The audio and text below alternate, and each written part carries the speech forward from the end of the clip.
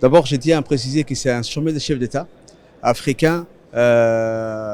et dont l'objectif est d'électrifier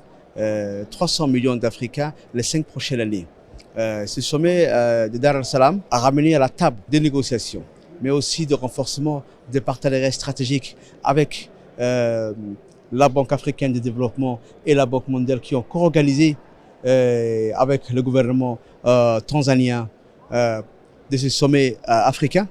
Ce sommet africain est très important au vu de nos concitoyens et de nos peuples africains. Comme vous le savez très bien, aujourd'hui nous connaissons que plus de 600 millions d'Africains n'ont pas accès à l'électricité. Nous avons en nous un taux d'éducation nationale de plus de 65 à 70%,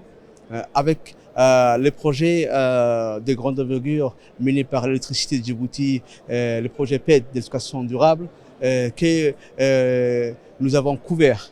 toute la partie, tous les quartiers de la ville de Djibouti, mais aussi les 5 régions. Ce projet couvre 14 000 familles, soit 100 000 Djiboutiens. Et le projet va prendre fin le 31 mars 2025 et nous espérons encore faire d'autres projets d'envergure pour électrifier et pour augmenter le taux d'accès à l'électricité de nos concitoyens. Ceci dit, l'objectif aussi de cette mission 300 qui a été créée aujourd'hui, que Djibouti est membre à part entière car le président de la République, Al-Hajj Ismaël Omar Guelleh, présent à ce sommet en personne, a signé à l'instar des autres présidents africains, cette déclaration des 5 prochaines années qui a objectif d'électrifier et de ramener l'électricité dans les foyers de plus de 300 millions d'Africains. C'est un challenge pour les 5 prochaines années pour l'Afrique, c'est un challenge pour tous les chefs d'État et les gouvernements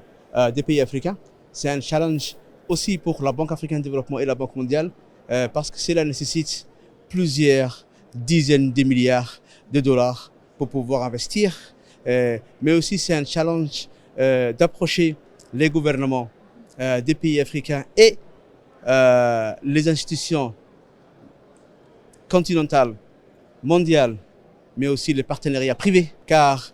ces objectifs doivent être réalisés qu'avec un appui du partenariat public-privé pour pouvoir électrifier toute l'Afrique et atteindre ces objectifs pour les 5 années à venir.